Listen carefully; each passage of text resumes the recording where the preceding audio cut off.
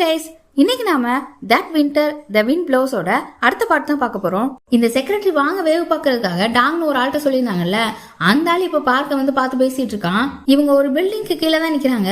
அப்போ ஒரு பொண்ணு அந்த பில்டிங்கை விட்டு வெளியில நடந்து போறா. இந்த டோங்கையும் பார்க்கையும் பார்த்துட்டு தான் போறா. இவ தான் செக்ரட்டரி வாங்கோட தங்கச்சி. இவ பேர்ல தான் இந்த பில்டிங்கும் இருக்கான். இந்த இன்ஃபர்மேஷன் எல்லாம் டாங் பார்க்கு கிட்ட சொல்லிட்டு இன்னும் நிறைய விசாரிச்சு சொல்றேன்னு சொல்லிட்டு போறான். இந்த டாங் போனதும் பார்க் மூன் கிட்ட இந்த சோய்க்கு பைத்தியம் தான் பிடிச்சிருக்குன்னு திட்டான். ஏன் இப்படி திட்டான்னு பார்த்தா, இன்னைக்கு இந்த டாங்க பார்க்க சோயும் வர வேண்டியது, அவன் வரல, அதான் இப்படி திட்டுறான். அந்நேரம் சோயும் கால் பண்ண, டாங்க பார்க்க வராததோட உனக்கு அப்படின்னா முக்கியமான வேலை, ஏன் ஜீசுவை பத்தியே கவலைப்பட்டு பிஸியா இருக்கியா அப்படின்னு திட்டுறான். சோயும் ஜீசுக்காக தானே டான் கிட்ட பேச போனான். ஆனா அதை சோய் பார்க் கிட்ட சொல்லல. இப்போதைக்கு நான் கொஞ்சம் பிஸி அப்படின்னு காலை கட் பண்ணிட்டான். பார்க்குக்கெல்லாம் கடுப்பா இருக்கு. மூணு இருந்துட்டு நம்ம அந்த ஜீசுவோட ஃபியான்சி எல்லாம் இன்னைக்கு ஃபாலோ பண்ண வேணாம் அப்படின்னு சொல்றா.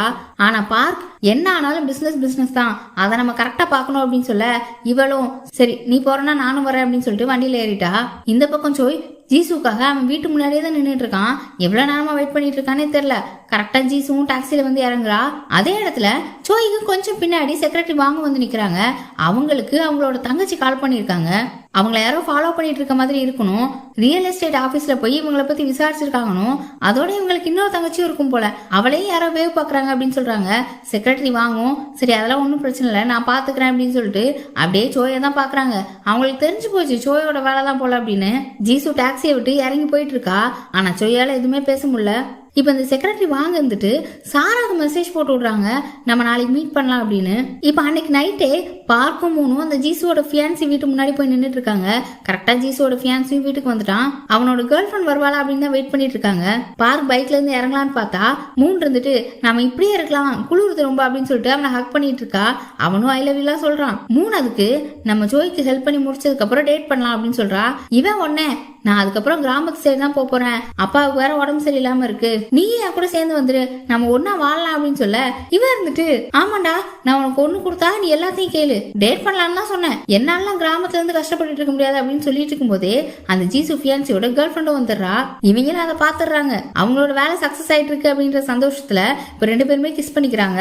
இப்ப அப்படியே ஜீசு வீட்டுல பார்த்தா சோய் தனியா உட்காந்து சாப்பிட்டுட்டு இருக்கான். ஜீசு சாப்பிட்டாலான்னு மேடு கிட்ட கேட்டா அவங்க வெளியில சாப்பிட்டு வந்துட்டாங்க அப்படின்ட்டு போயிடுறாங்க. செக்ரட்டரி வாங்க ஜீசு கிட்ட சோயோட பிளட் சாம்பிளையும் உன்னோட பிளட் சாம்பிளையும் எடுத்து டிஎன்ஏ டெஸ்ட் எடுக்கணும்னு சொல்றாங்க. இவளுக்கு நான் ஷாக்கா இருக்கு.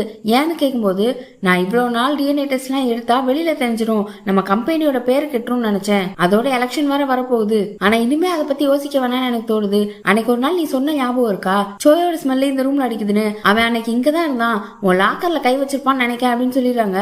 ஜீசுவுக்கு கொஞ்சம் ஷாக்கா இருக்கு. எதுவும் தொலையில அப்படின்னு சொல்றா.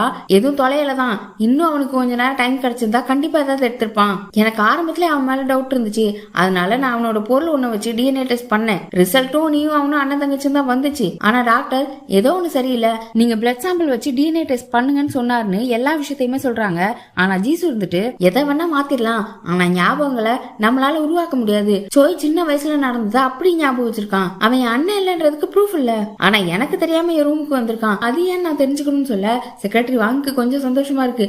பரவாயில்ல இவளே சொல்லிட்டான்னு. சரி உனக்கே ஆர்வமா இருக்கும்போது கண்டிப்பா நான் பண்றதுல தப்பு இல்ல, நான் சோயை கண்காணிச்சுட்டே தான் இருப்பேன்னு சொல்லிட்டாங்க வந்து கிளம்புறாங்க.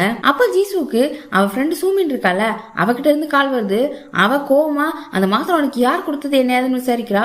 ஜீசு யார் கொடுத்தது என்னன்னு சொல்லல, என்ன விஷயம் என்னன்னு கேட்க அது மிருகங்களை கருணை கொலை செய்யற மருந்துன்னு சொல்றா. ஜீசுக்கு ரொம்ப கஷ்டமாயி போச்சு. இது அவளால் தாங்கவே முடியல.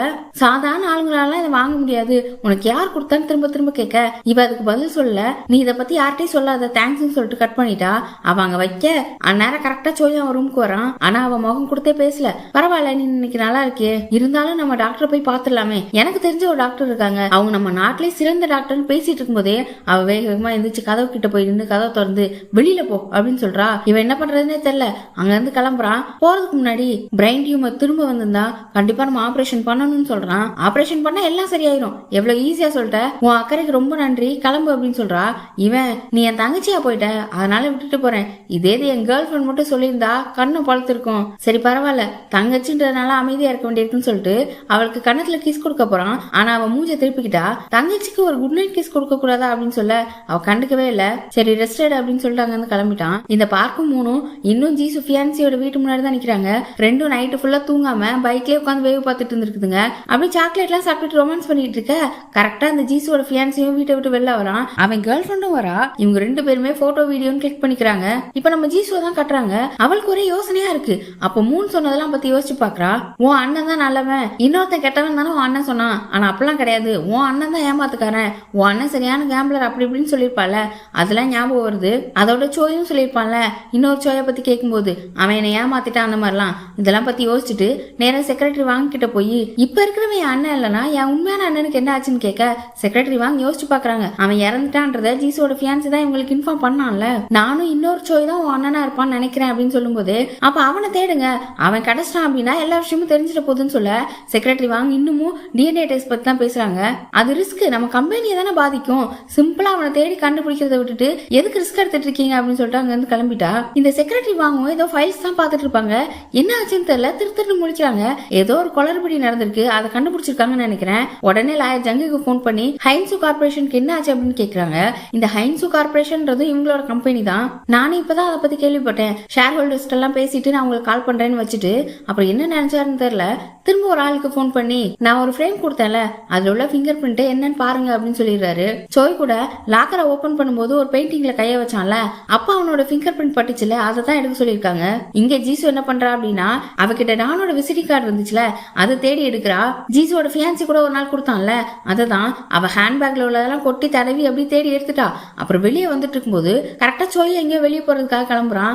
டாக்ஸி நிக்கிறத பார்த்துட்டு யாரான்னு பார்த்தா ஜீசு தான் டாக்ஸில ஏற வரா. இவனும் ஜீசு எங்க போற அப்படின்னு கேட்டுட்டு அவ கையை பிடிக்க டக்குன்னு அவளோட ஸ்டிக்க ஓங்கிட்டா. இதுக்கு முன்னாடி ஆரம்பத்துல ஓங்கினாலே அதே மாதிரி இவனுக்கு ரொம்ப ஷாக் ஆயிடுச்சு.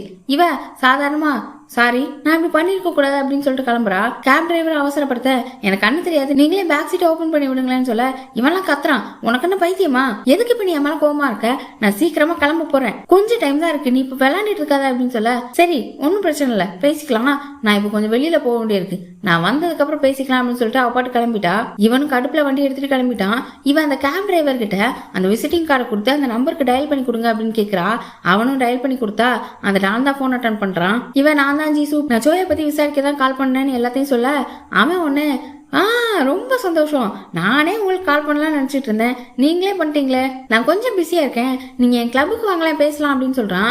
அவளும் உங்க விசிட்டிங் கார்டு என்கிட்ட இருக்கு, அந்த அட்ரஸ் தானே வந்துடுறேன் அப்படின்னு சொல்றா.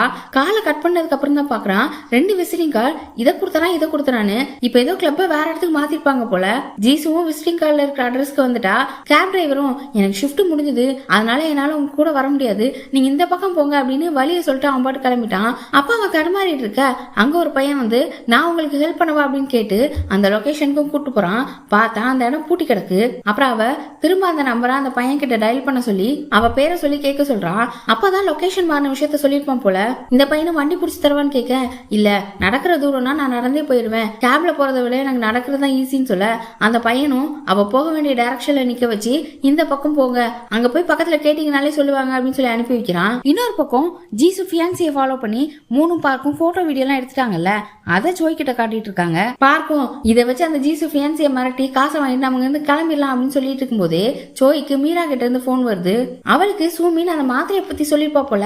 மீராவும் இவனுக்கு பதட்டத்துல போன் பண்ணி ஜீசுக்கு எப்படி மிருகங்களை கருணை கொலை செய்யற மருந்து கிடைச்சது, அதை வச்சு அவ எதுவும் தப்பான முடிவு பண்ணிருவாளோ அப்படின்னு ரொம்ப பயப்படுறா. மீரா காலை கட் பண்ணவே இந்த டான் கிட்ட இருந்து மெசேஜ் வருது.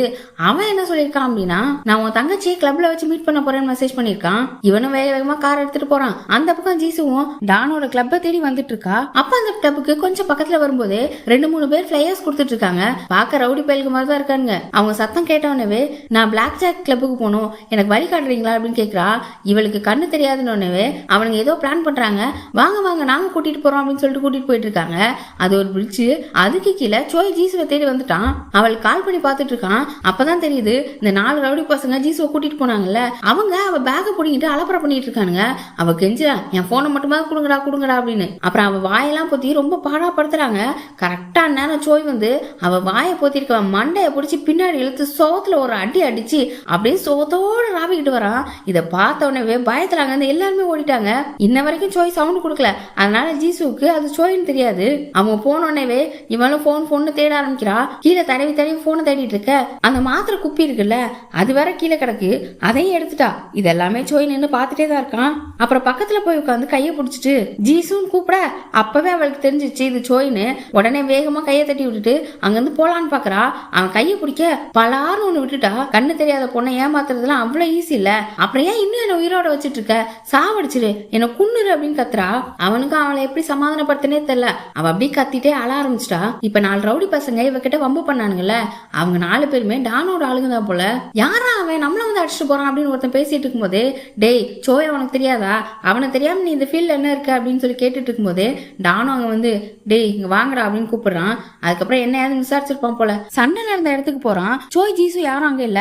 டேய் சோய் மறுபடியும் என்கிட்டவே வம்பு பண்றேடா அப்படின்னு பாத்துட்டு நிக்க அவனுக்கு லைட்டா நெஞ்சு வலிக்கிற மாதிரி இருக்கு. நெஞ்ச புடிச்சிட்டு நின்றுட்டு இருக்கும்போது ஒரு பையனை இவன் வேலைக்கு சேர்க்க மாட்டேன்னு சொல்லி அடிச்சு அனுப்பினான்ல, அவன் இன்னும் அவனை ஃபாலோ தான் பண்ணிட்டு இருக்கான் போல. அவனை பார்த்துட்டு நிக்கிறான். இன்னொரு பக்கம் சோயும் ஜீசுவும் ஒரு ரெஸ்டாரண்ட்ல உட்காந்து பேச ஆரம்பிக்கிறாங்க. காஃபி வந்த உடனே அவன் காஃபி எடுத்து அவ கையில குடுக்கலான்னு பாக்குறான். ஆனா அப்பவும் அவ கையை தொட விட மாட்டா, தட்டி விட்டா.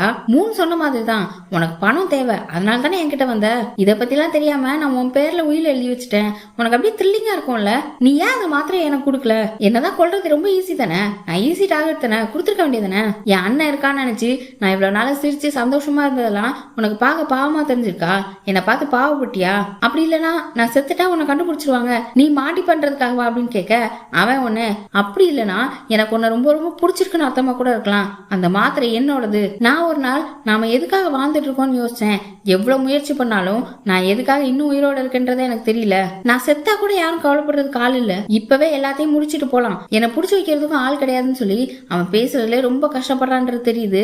அவளும் அதை ஃபீல் பண்றா. நம்ம இப்பவே முடிச்சுக்கலாம், நான் கிளம்புறேன் அப்படின்னு சொல்ல, கிளம்புறியா எவ்வளவு ஈஸியா சொல்லிட்ட, சரி அப்படின்னு சொல்லிட்டு கோவமா அங்க இருந்து எந்திரிச்சு போறா. போகும்போதே திரும்ப அவளுக்கு தலைவலி வருது, இருந்தாலும் கண்ட்ரோல் பண்ணிட்டு நடந்துட்டு இருக்கா. இதுல வேற ஸ்டெப்ஸ் வேற வருது, கொஞ்சம் ஆபத்தான இடம் தான். உடனே இவன் வேகமா வந்து அவளை பிடிக்கலான்னு வரான். ஆனா அவன் இன்னும் கோவத்துல தட்டி தான் விடுறா. நீ கிளம்பிட்டனா அதோட முடிஞ்சது இல்ல, உனக்கு எல்லாமே முடிஞ்சது, ஆனா என்ன விட்டுட்டு நீ போனா சரி பரவாயில்ல போ இங்க இருந்து போ அப்படின்னு கத்துறா. அப்படியே அவளுக்கு மயக்கமா வருது. இவன் உடனே டக்குன்னு விழ போறவளை புடிச்சிட்டான். இனி அடுத்தடுத்து என்ன நடக்க போகுதுன்றத அடுத்த வீடியோல பார்க்கலாம். நம்ம சேனலை இன்னும் நீங்க சப்ஸ்கிரைப் பண்ணாம இருந்தா சப்ஸ்கிரைப் பண்ணிருங்க. அப்படியே வீடியோ பிடிச்சிருந்தா லைக் பண்ணி ஷேர் பண்ணிருங்க. Bye by.